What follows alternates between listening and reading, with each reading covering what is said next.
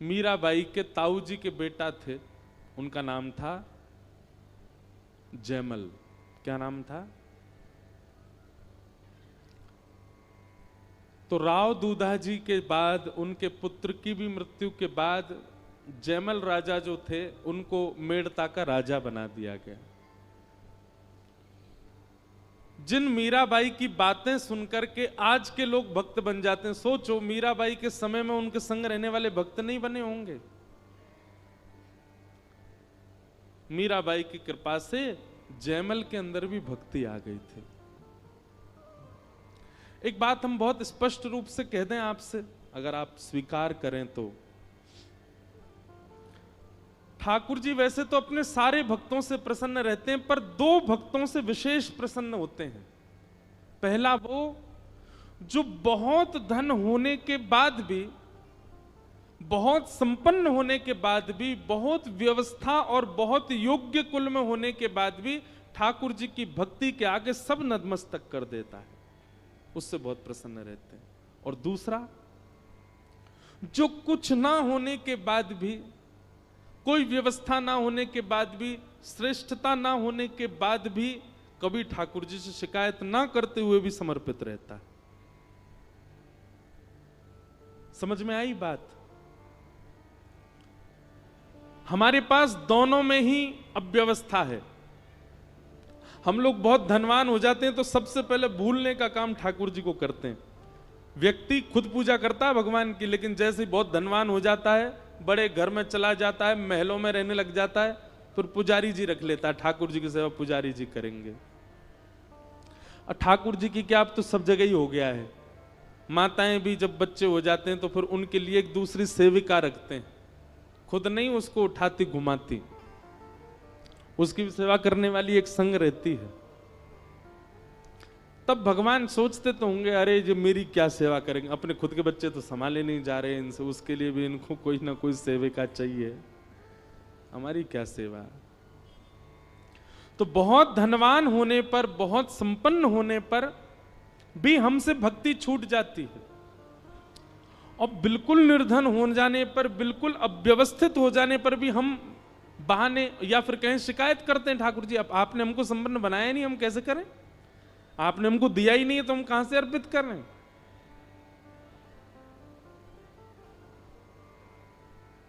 लेकिन इन दोनों स्थितियों में भी जो ठाकुर जी को विस्मृत नहीं करता, समर्पित रहता, ठाकुर जी उससे बड़े प्रसन्न रहते हैं। मीराबाई के प्रति प्रसन्नता का कारण ही इसीलिए था ठाकुर जी का, वो तो एक पूर्व जन्म की कथा आदि सब मिश्रित है, पर फिर भी मीराबाई के पास सारी व्यवस्थाएं थी, उसके बाद भी मीराबाई ने भक्ति को चुना। और उन्हीं मीराबाई की कृपा दृष्टि से वह गुण आया उनके भाई जयमल के अंदर। उनके ताऊ जी के बेटा थे जयमल, मीराबाई को अपनी गुरु स्वरूप में देखते थे। आज सुबह जयमल जी का चरित्र पढ़ रहा था मैं, तो श्री जयमल जी के चरित्र में आता है कि जब जयमल राजा बन गए मेड़ता के, तो उन्होंने एक नियम बनाया। बोले क्या? वो 4 घंटे बैठ करके ठाकुर जी की सेवा करते थे और नाम स्मरण करते थे नेत्र बंद करके। और उन 4 घंटों का नियम था कि चाहे आक्रमण हो जाए, चाहे ब्रह्मा जी आ जाए, चाहे दुनिया का कोई व्यक्ति आ जाए, इन 4 घंटों के बीच में यदि किसी ने भी जाकर के जयमल को छेड़ा या जयमल को उठाने का प्रयास किया, उसको मृत्यु दंड मिलेगी। ठाकुर जी की सेवा के बीच में कोई जयमल को छेड़ता नहीं था। पूरे राज्य को पता था इतने बजे से लेकर के इतने बजे तक, इस काल से इस काल तक हमारे राजा जो हैं वो सेवा में रहते हैं ठाकुर जी की में। चाहे दुनिया इधर उधर हो जाए, जयमल की भक्ति नहीं इधर उधर होती थी। ऐसा कठोर नियम उन्होंने बना लिया। इसके 2 कारण थे। पहला कारण यह था कि जयमल अपने नियम के प्रति बड़े सजग थे, और दूसरा कारण यह कि इस नियम की वजह से ना जाने राज्य के कितने लोगों के अंदर यह भाव आया, जब हमारा राजा 4 घंटा बैठ के भजन करता है, हम भी 4 मिनट कर लिया करें। 4 घंटा वो ठाकुर जी को समय देते हैं अपने पूरे जीवन को, इतने संपन्न होने के बाद भी हम 4 मिनट नहीं दे सकते। तो जयमल की देखा देखी राज्य में कई लोगों ने नियम बना लिया, किसी का 1 घंटे का, किसी का 2 घंटे का। यह भी एक तीसरा लक्षण है कि आपके नियम को देख करके, आपके भाव को देख करके किसी के मन में भाव उत्पन्न हो कि मैं भी सेवा किया करूं, तो भी ठाकुर जी प्रसन्न होते हैं। एक बार की बात है कि जयमल के पड़ोसी राज्य के एक राजा, वो जयमल से बहुत द्वेष मानते थे। उन्होंने बहुत बार प्रयास किया जयमल जी के ऊपर आक्रमण करने का, पर जयमल बड़े योद्धा थे, बड़े वीर थे, नहीं कर पाए। तभी उनको किसी ने जाकर के बताया, बोले जयमल राजा का एक नियम बताया आपको? बोले क्या? बोले वो 4 घंटा के लिए ठाकुर जी की सेवा में जाते हैं, और जितनी देर वो ठाकुर जी की सेवा में जाते हैं उतनी देर नियम है, कोई उनको जाकर के छेड़ नहीं सकता, कोई उनसे कुछ बोल नहीं सकता।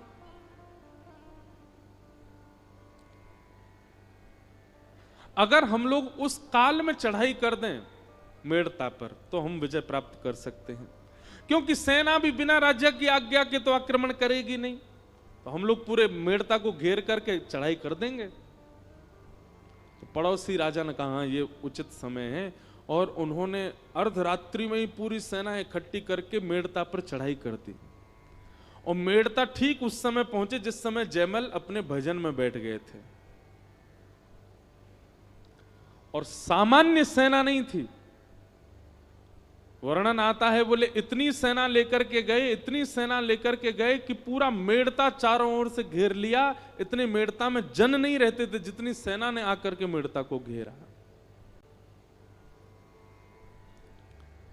मेड़ता को घेर लिया और बस आक्रमण करने ही वाले थे, चढ़ाई करने ही वाले थे, कब्जा करने ही वाले थे। यहां मंत्री, महामंत्री, सेनापति आदि सब दौड़ने लगे, क्या करें? बोले ये तो वही काल है, राजा हमारे भजन में बैठे, बीच में विक्षेप डाल नहीं सकते। तब सबने जाकर के जयमल की माता जी, राजमाता से जाकर के कहा, आप कोई निदान बताओ। राजमाता को अधिकार है कि वो जयमल के भजन के बीच में जाकर के जयमल से कुछ बात कर सकती है। राजमाता ने कहा, रुको मैं जाकर के बात करती हूं। तो जयमल अपने साधना में बैठे थे, भगवान की सेवा आदि करके, पूजा निवेदन करके, श्रृंगार आदि करके, नाम जप करके, इत्र की सुगंधी फैली है, सुंदर दीप जले हैं, और जयमल नेत्र बंद करके ठाकुर जी का मानसी चिंतन कर रहे हैं। तभी राजमाता ने जाकर के कहा, पुत्र जयमल, हमारे मेड़ता पर पड़ोसी राजा ने चढ़ाई कर दी है, चारों ओर से सैनिकों ने घेर लिया है।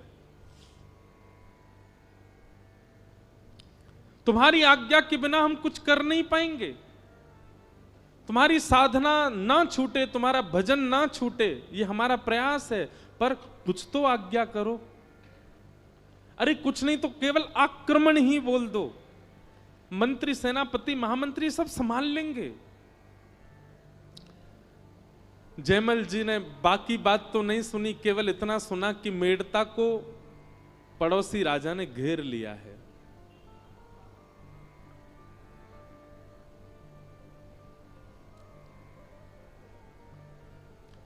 जैसे ही राजमाता की बात सुनी तो जयमल के मुख से अपने आप शब्द उत्पन्न हुआ, हरि जाने सब जनन की पीर। हरि सब लोगों की पीड़ा समझते हैं, और हरि हमारे रक्षक हैं, तो हरि ही रक्षा करेंगे। मानो उन्होंने राजमाता को कह दिया, आप चिंता मत करो, ठाकुर जी सब मंगल करेंगे, ठाकुर जी सब सुरक्षा कर देंगे। और जयमल अपने दोबारा भजन में ही बैठ गए। ठाकुर जी के नाम को, ठाकुर जी की सेवा को, ठाकुर जी के भजन को इतना ज्यादा श्रेय प्रदान कर दिया जयमल जी ने कि हृदय में बैठे हुए ठाकुर जी से सहन नहीं हुआ। बोले कि ये अपने राज्य को दांव पर लगाने को तैयार है, एक क्षण नहीं लगेगा, पूरे राज्य पर कब्जा हो जाएगा, पर ये मेरा भजन नहीं छोड़ रहा, मेरी भक्ति नहीं। मैं प्रसन्न हूं जयमल की इस भक्ति से, इस भाव से, इस नियम से मैं अत्यंत प्रसन्न हूं। और जब जयमल ने कहा है तो फिर रक्षा मैं ही करूंगा। और इतने में ही श्याम वर्ण के प्रभु श्री राम पीली पीतांबरी पहने, गले में सुंदर वैजंती माला पहनी है, सुंदर कुछ आभूषण पहने हैं, सिर पर मुकुट पहना है, एक राज योद्धा की तरह कवच धारण करके, अपने कंधे पर धनुष लेकर के, बाण सजा करके तुरंत गए और जाकर के जयमल के ही अश्व को, जयमल के ही घोड़े को, जिस घोड़े पर बैठ करके जयमल युद्ध करने जाता था, उस घोड़े पर प्रभु श्री राम जाकर के बैठ गए और ना जाने कैसे राजभवन के ऊपर छत पर ले जाकर के उस घोड़े को खड़ा कर दिया। चारों ओर दृष्टि घुमा करके प्रभु श्री राम ने देखा और ऊपर छत से ही कूद पड़े रणभूमि में। उनकी छटा देख करके, नैनों के कटाक्ष देख करके, उनके आव भाव देख करके, जितनी सेना लेकर के पड़ोसी देश का राजा आया था, वो सेना, प्रभु श्री राम ने एक भी बाण नहीं चलाया, केवल घोड़े पर बैठ करके छत से नीचे कूद गए। उनकी छटा देख करके, उनका रूप देख करके, उनका यौवन देख करके, उनके अंग की सुगंधी से जितनी सेना आई थी सारी सेना मूर्छित होने लगी। और देखते ही देखते पूरी सेना मूर्छित होकर के जैसे मानो सुसुप्ति अवस्था में पड़ गई हो, अपने अस्त्र शस्त्र छोड़ करके सब लेट गए। और पूरी सेना को क्षण भर में समाप्त करके, इस प्रकार सुला करके प्रभु श्री राम ने रणभूमि से वापस आकर के घोड़ा छोड़ दिया और अपने मंदिर में जाकर के व्यवस्थित हो गए। यहां 4 घंटे पूर्ण हुए जयमल के, और 4 घंटे पूर्ण होते ही प्रभु को प्रणाम किया, तुरंत उसने आज्ञा कर दी, तैयारी करो, रणभूमि पर जाना है, सेना तैयार करो। आज्ञा होते ही मंत्री, महामंत्री, सेनापति सब दौड़ने लगे, पूरी सेना इकट्ठी होने लगी। जयमल ने जाकर के कवच आदि पहने, मुकुट पहना, हाथ में अपने वज्र आदि जो भी रखता था सब लिए। मेरा घोड़ा लेकर के आओ। जैसे ही घोड़ा लेकर के आए तो घोड़े में से ऐसी अद्भुत सुगंधी आ रही थी जिसको लेकर के एक बार को जयमल के भी नेत्र बंद हो गए। जयमल देख करके घोड़े की स्थिति पहचान गए कि इसके खुरों में मिट्टी लगी हुई है, इसकी सांस बहुत तेज चल रही है, ऐसा लग रहा है मानो ये दौड़ करके आया है। थोड़ी देर तो कुछ अनुभूति सी हुई, उसके बाद जयमल ने कहा विलंब नहीं करना है, चढ़ाई हो जाएगी, दूसरा घोड़ा लेकर के आओ। और जैसे दूसरे घोड़े पर बैठ करके सेना लेकर के राज दरबार का मुख प्रमुख सिंह द्वार जैसे ही खुला, बाहर निकल करके जयमल अपनी सेना के साथ आया तो क्या देखता है, असंख्य सेना है पर सारी सेना सोई हुई है, सब पड़े हुए हैं, सबके अस्त्र शस्त्र गिरे हुए। जयमल ने कहा ये कोई षड्यंत्र है या ये मैं कैसा दृश्य देख रहा हूं, ये सब लड़ क्यों नहीं रहे, युद्ध क्यों नहीं कर रहे मेरे साथ। अपने सैनिकों के कहा जाके देखो इनको। सैनिकों ने जाके देखा, बोले घायल नहीं है महाराज जी, इनको एक भी बाण नहीं लगा, एक भी तलवार नहीं लगी है, सबकी श्वास चल रही है, जीवित हैं, पर पता नहीं सुसुप्ति अवस्था में है। जयमल ने कहा वो राजा कहां है जो चढ़ाई करने आया था, अपने रथ में वो भी सुसुप्ति अवस्था में पड़ा था। जयमल दौड़ करके उसके पास गए, उसके ऊपर पानी का छिड़काव किया, वो होश में आया। जयमल ने पूछा ये सब तुमने क्या किया, अपनी सेना लेकर के आए, चढ़ाई नहीं की तुमने, और उसके बाद अब युद्ध में ये सब सो क्यों रहे हो, क्या कर रहे हो। वो राजा जैसे ही होश में आया, होश में आते ही जयमल का हाथ पकड़ लिया, बोले भगवान मैं आपके पांव पड़ता हूं, मैं आपके आगे हाथ जोड़ता हूं, जीवन में कभी आपसे शत्रुता मोल नहीं लूंगा, अपनी सेना लेकर के वापस चला जाऊंगा, अपना मुकुट उतार करके आपके चरणों में रखता हूं, केवल मेरी एक कामना पूरी कर दो। जयमल जी बोले बताओ क्या कामना है। बोले जिस एक सैनिक को तुमने बाहर भेजा था उस सैनिक का दर्शन करा दो। जयमल अपने मंत्री, महामंत्री, सेनापति से किसको भेजा था बाहर। बोले महाराज हम आपकी आज्ञा के बिना एक पत्ता नहीं हिला सकते, हमने किसी को नहीं भेजा। किसको देखा तुमने? कौन था वो? बोले श्वेत अश्व, घनघोर उसका आकर्षण रूपी स्वरूप उस अश्व का,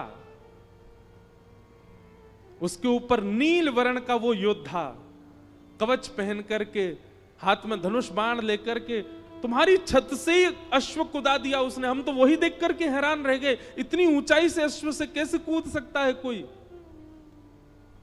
उसने किसी को नहीं मारा, वो केवल एक बार हम सबके आगे से घूम के चला गया। उसके तिरछे चितवन, उसके कटाक्ष नयन, उसकी मधुर मुस्कान, उसकी अति सुंदर नासिका, उसके कानों के कुंडल, उसके घुंघराले केश, उसका यौवन ही ऐसा था कि उसको देख करके हम सब अचेत हो गए।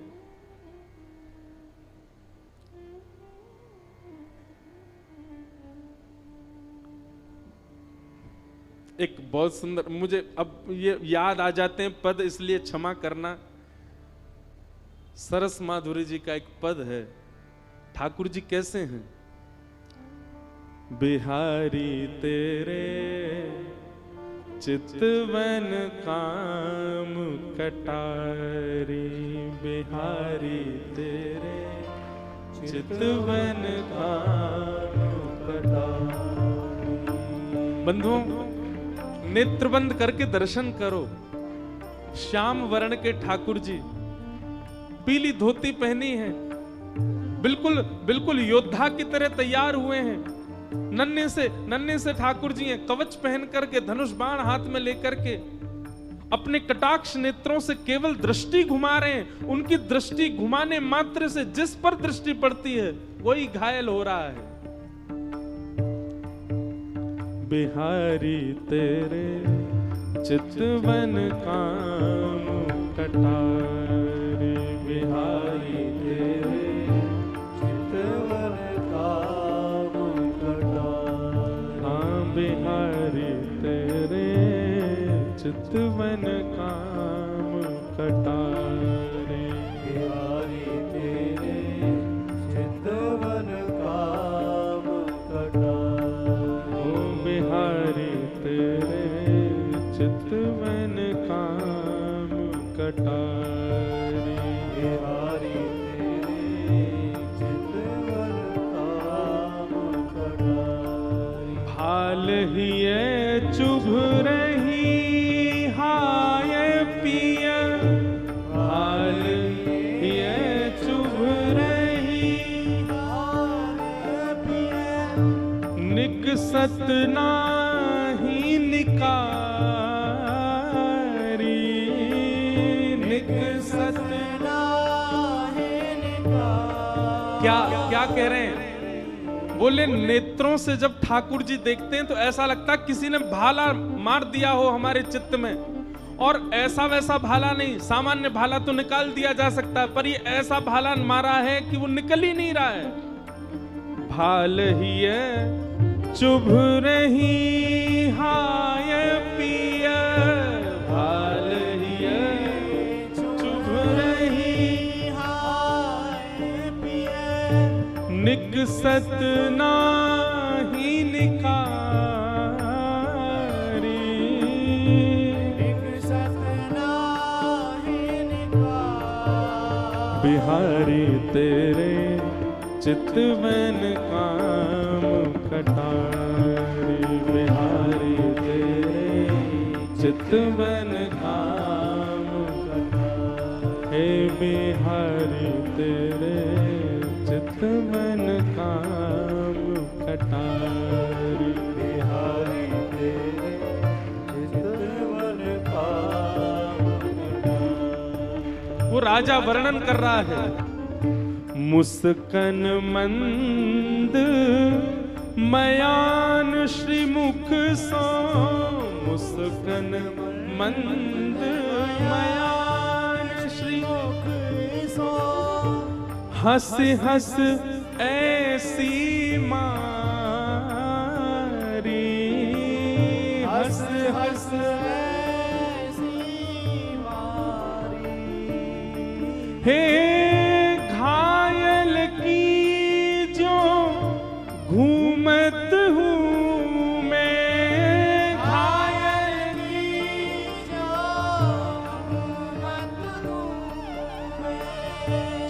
सुध बुध सकल बिसारी, सुध बुध सकल बिसारी, बिहारी तेरे चितवन काम कटार, बिहारी तेरे चितवन काम कटार। हम आप लोग समझ तो रहे हैं ना भाव, क्योंकि पद पदावली में ज्यादा ब्रज से बाहर की कथाओं में गाता नहीं, पर पता नहीं यहां प्रकट हो रहा है तो निश्चित श्रोताओं में कोई रसिक बैठा है, इसीलिए प्रकट हो रहा है। क्या कह रहा है वो राजन? वो राजा कह रहा है, मुस्कन मंद मयान श्री मुख सो। मयान समझते किसको कहते हैं? जिसमें बाण रखे जाते हैं। वो कह रहा है कि उनका मुख मयान है, और मुस्कान क्या? बोले मुस्कान बाण है।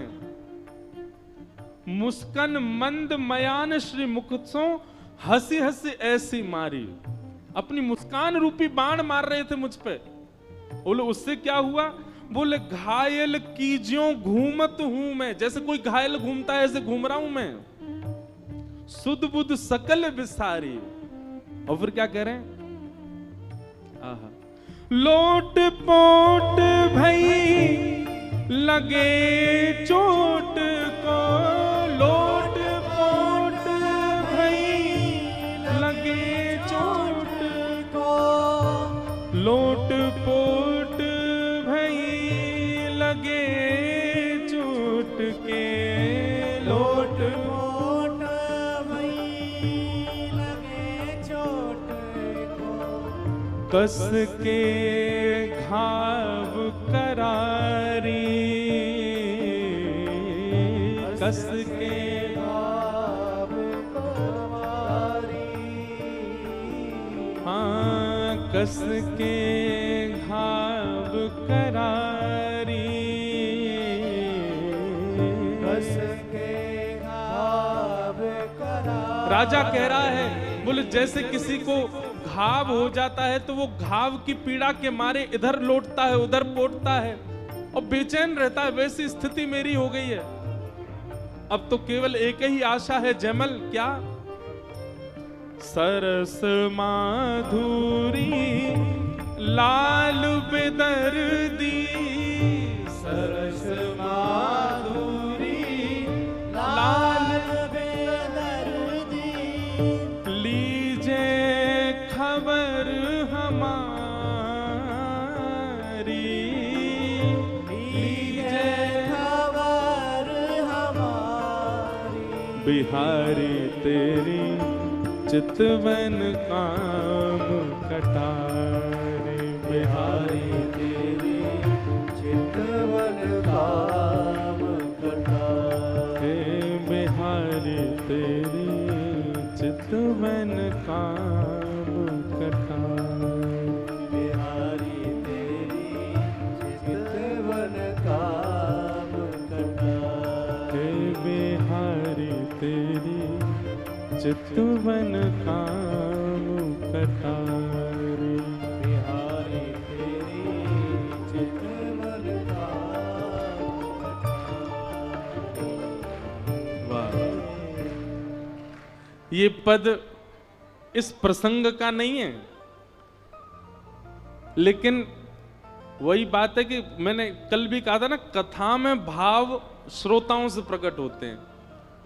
कोई वृंदावन का रसिक बैठा होगा यहां पे, तभी भाव उत्पन्न हो रहे हैं। जयमल से वो राजा यही भाव कह रहा है, पता नहीं तुमने ऐसा सैनिक भेजा, उस सैनिक की तो मुस्कान, उस सैनिक के तो कटाक्ष, उस सैनिक का हंसना बैठना चलना, अरे घोड़ा पे उछल उछल के जा रहा था, हम तो उसी से ही घायल हो गए, चरणों में गिर गए। हे जयमल राजा, कुछ नहीं चाहिए, जीवन भर तुम्हारे गुलाम रहेंगे, ये मुकुट उतार के चरणों में धर देंगे, एक बार उस सैनिक से मिलवा दो।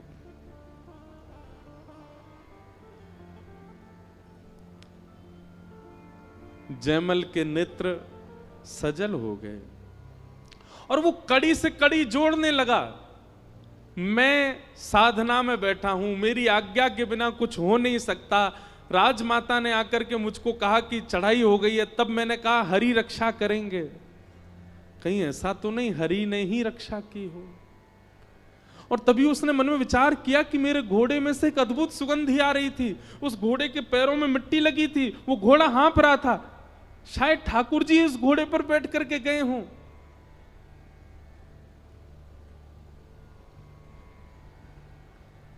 जयमल तो बेचैन सा हो गया, उल्टा चरणों में गिरने लगा उस राजा के और सब सैनिकों के हाथ जोड़ने लगा, पैर पूजने लगा। बोले ले जाओ मेड़ता को, अपना लो, स्वीकार कर लो, ये आपका है नाथ।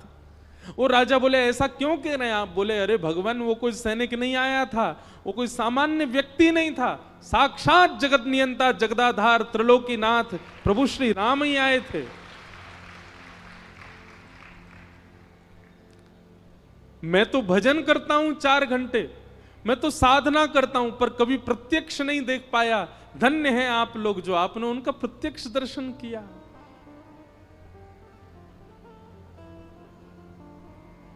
जयमल राजा तो रोने लगे कि नाथ मुझे क्यों नहीं आपने अनुभव कराया अपना। वापस अपने भवन की ओर जा रहे थे, सैनिकों से पूछते जा रहे थे घोड़ा कहां घुमाया था उन्होंने। सब बता रहे थे देखो ये उनके यहां घोड़े घूम रहा था, यहां पर थोड़ी देर रुके थे, यहां पर ऐसे करके उन्होंने देखा था, यहां पर उन्होंने अपनी भुजा उठाई थी, यहां पर उन्होंने धनुष बाण चलाया नहीं, बस हमको डरा रहे थे धनुष बाण दिखा दिखा करके। जयमल उस पूरे पथ को देख रहा है जहां ठाकुर जी घूम के गए। तभी जयमल को स्वर्ण के कुंडल मिले और उस कुंडल को जैसे जयमल ने देखा, वो जयमल के निज ठाकुर जी जिनकी जयमल सेवा करता था उनके ही कुंडल थे। अपने मस्तिष्क से लगा लिए, संपूर्ण रज को इकट्ठा करके अपने माथे से लगाया। अंदर गए, भवन में जाकर के मंदिर में जैसे ही अपने ठाकुर जी को देखा, श्री ठाकुर जी मूर्तिमंत खड़े हैं, मंद मंद मुस्कुरा रहे हैं। तभी जयमल ने कानों की ओर देखा तो एक कान में कुंडल था, दूसरे कान में कुंडल नहीं था ठाकुर जी के, और प्रमाणित हो गया कि ठाकुर जी ही गए थे। उस दिन से तो और अथाह भक्ति हो गई जयमल की। और जो राजा अपनी सेना लेकर के चढ़ाई करने आया था वो सदा के लिए मेड़ता का दास बन गया और जयमल का दास बन गया, सदा के लिए उनकी सेवा में लग गया। बहुत संपन्न होकर के भी ठाकुर जी की भक्ति का त्याग ना करे, ठाकुर जी को बहुत अच्छा लगता है। और बहुत विपत्ति आने पर भी ठाकुर जी की भक्ति का त्याग ना करे, ठाकुर जी को बहुत अच्छा लगता है। दोनों स्थिति में सम रहो ठाकुर जी के प्रति।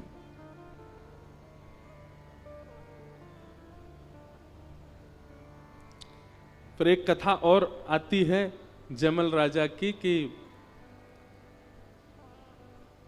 एक दिन जयमल अपने ठाकुर जी की सेवा कर रहे थे। और ऐसा नहीं है कि जयमल भक्त थे तो योद्धा नहीं थे, ऐसे पराक्रमी योद्धा थे कि बड़े बड़े राजा उनके मारे थर थर कांपते थे। एक बार जयमल अपने ठाकुर जी की सेवा कर रहे थे, तो सेवा करते करते उनको अत्यंत मन में ऐसा भाव आया कि यह स्थान ठाकुर जी के अनुकूल नहीं है। जिस मंदिर में ठाकुर जी बैठे थे, कम से कम ठाकुर जी की शयन की व्यवस्था तो अति उचित होनी चाहिए। तब जयमल ने एक सुंदर कुटिया बनवाई और उसमें ठाकुर जी की सारी व्यवस्था करी, शयन की, पंखा लगाए, गादी जी लगाई, सब व्यवस्था की, सुंदर इत्र का छिड़काव करके पूरी कुटिया को आनंदित कर दिया। आपकी पत्नी के मन में एक बार भाव आया कि 4 घंटा सुबह साधना करते हैं, रात भर पता नहीं कुटिया में बैठे रहते हैं, देख के तो आऊं क्या है।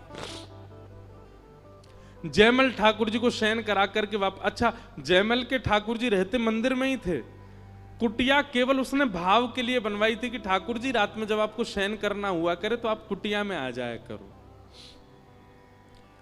उस कुटिया में ठाकुर जी थे नहीं, केवल शयन गद्दी होती थी और रजाई कंबल और ठाकुर जी के लिए जल भोग आदि तकिया आदि रखी। ठाकुर जी नहीं होते थे, केवल भाव से शयन कराता था। एक बार आपकी पत्नी ने अर्धरात्रि में जाकर के देखने का प्रयास किया कि देखूं तो ये कैसी कुटिया है।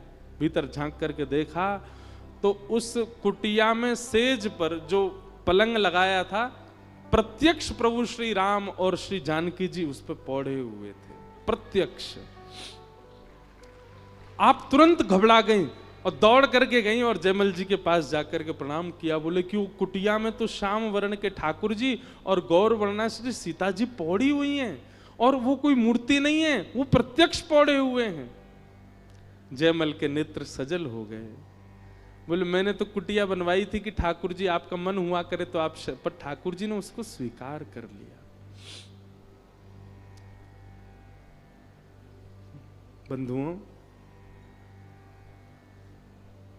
हम आप सबका जीवन निकलता जा रहा है। कितने वर्ष हम अपने जीवन के व्यर्थ कर चुके हैं अब तक। अब आगे कितने और शेष हैं, हम आप सब में से किसी को नहीं पता। इसलिए भैया, ये कथा सुनकर के, वैष्णव संग करके और ये इस प्रकार के भावों को सुनकर के जग जाइए, सचेत हो जाइए और लग जाइए ऐसी भक्ति में कि जिससे अंत काल आए उससे पहले पहले ठाकुर जी का साक्षात्कार तो हो जाए, हमको थोड़ा अनुभव तो हो जाए हमको ठाकुर जी का।